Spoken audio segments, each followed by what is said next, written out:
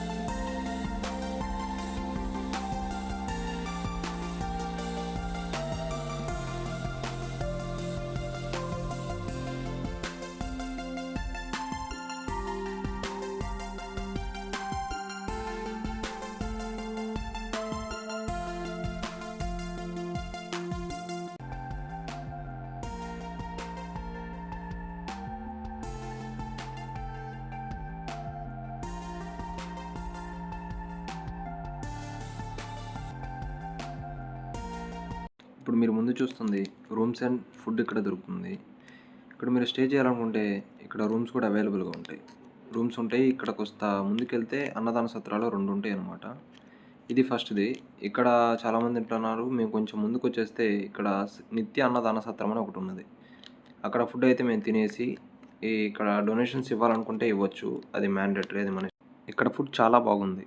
ఆ తర్వాత కాస్త ముందుకు వచ్చేస్తే ఇప్పుడు మనం చూస్తుంది భైరవకోన సెకండ్ ఆర్చ్ అనమాట. ఇక్కడ పాస్ తీసుకోవాలి. బైక్ అయితే 20 రూపీస్, కార్కి అయితే 100 రూపీస్ ఛార్జ్ చేస్తారు.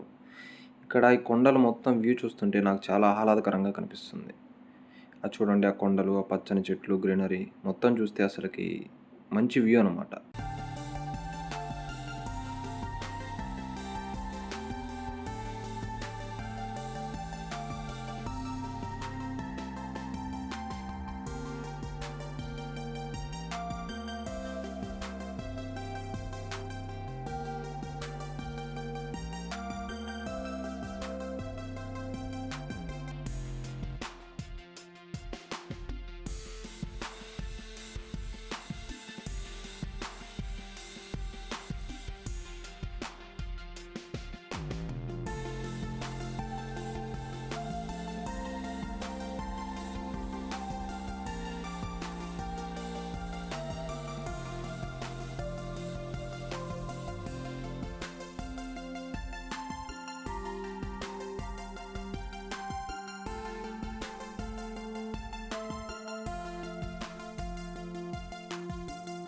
మనం ఆల్మోస్ట్ ఇప్పుడు భైరవకోన దగ్గర టెంపుల్ దగ్గరికి, వాటర్ ఫాల్ దగ్గరికి ఎంటర్ అయిపోయాం.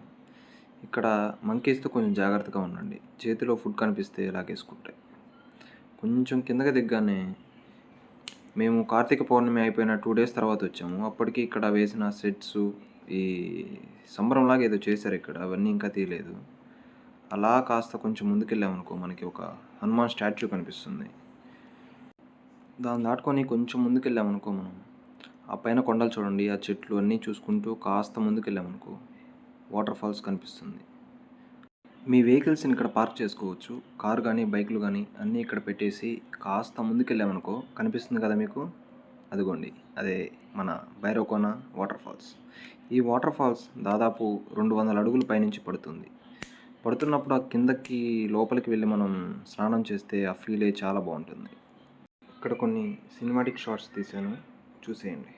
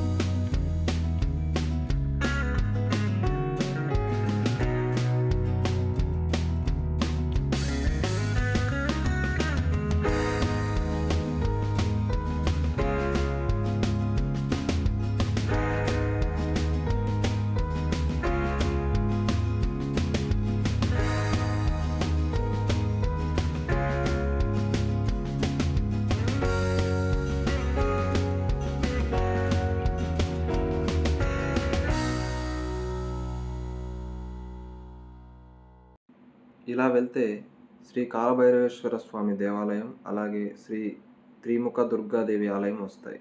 ఇక్కడ మొత్తం 8 చిన్న ఆలయాలు ఉన్నాయి. వీటిని అష్ట శివాలయాలుగా అంటారు. మహాబలిపురంలో ఉండే రథాలను పోలి ఉంటాయి ఈ ఆలయాలు. ఇక్కడ దర్శనం టికెట్లు తీసుకొని కాస్త ముందుకు రాగానే ఒక పాతపడ్డ గుడిపైకి మెట్లుంటాయి. అవి ఇప్పుడు గుడి మూసేసి ఉంది. ఇక్కడ నిన్న జరిగిన కార్తీక పౌర్ణమి రోజు ఇక్కడ ఆడవాళ్ళు దీపాలు అవన్నీ వెలిగించి జ్యోతినిచ్చారు అమ్మవారికి. కొంచెం ఇటు తిరిగితే మనకి చూసారా కొండ కనిపిస్తుంది. ఆ కొండనే ఇక్కడ గుడిగా మలిచారనమాట. ఇదిగోండి, ఇదే కాలభైరవ స్వామి దేవస్థానం. ఈ గుడికి ఆపోజిట్లోనే అమ్మవారి గుడి ఉంటుంది. మన జలపాతం నుంచి వచ్చే వాటర్ ఫ్లో ఇలా ఈ కిందికి వచ్చి అలా ఫ్లో అవుతూ అమ్మవారి గుడి ముందు నుంచి వెళ్ళిపోతుంది. ఆ వాటర్ వెళ్ళేటప్పుడు మన కాళ్ళకు తగులుతుంటే చాలా కూల్గా ఉంటుంది వాటర్.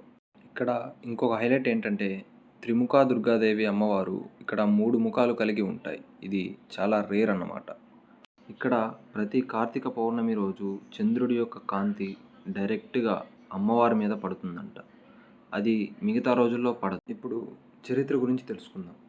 మామూలుగా గుడి కట్టాలంటే రాళ్ళను తీసుకొచ్చి కడతారు, కానీ ఇక్కడ అలా కాదు. ఇక్కడ ఉన్న పెద్ద కొండనే గుడిగా మార్చేశారు. ఇది 7వ శతాబ్దం నాటిది, అంటే పల్లవుల కాలం నాటిదన్నమాట. చూసారా ఎంత అద్భుతమో ఇది. జలపాతం నుంచి వచ్చే నీరు ఇలా అమ్మవారి గుడి ముందు నుంచి కిందకి వెళ్ళిపోతూ ఉంటాయి. ఇక్కడ మీరు నడిచేటప్పుడు చాలా జాగ్రత్తగా నడవండి, ఎందుకంటే స్కిడ్ అయ్యే ఛాన్సులు చాలా ఎక్కువ ఉన్నాయి. ఇక్కడ ఇంకొక విషయం ఏమిటంటే పైనుంచి వరద నీరు ఎంత ఎక్కువగా వచ్చినా ఇక్కడ ఉన్న అమ్మవారి గడప దాటి లోపలికి వెళ్ళవని ఇక్కడ వాళ్ళు చెబుతూ ఉంటారు. ఇది చాలా అద్భుతం కదా. నేను ఇందాక అన్నాను కదా ఇక్కడ 8 చిన్న శివాలయాలు ఉన్నాయని. అవేంటో ఇప్పుడు చూసేద్దాం.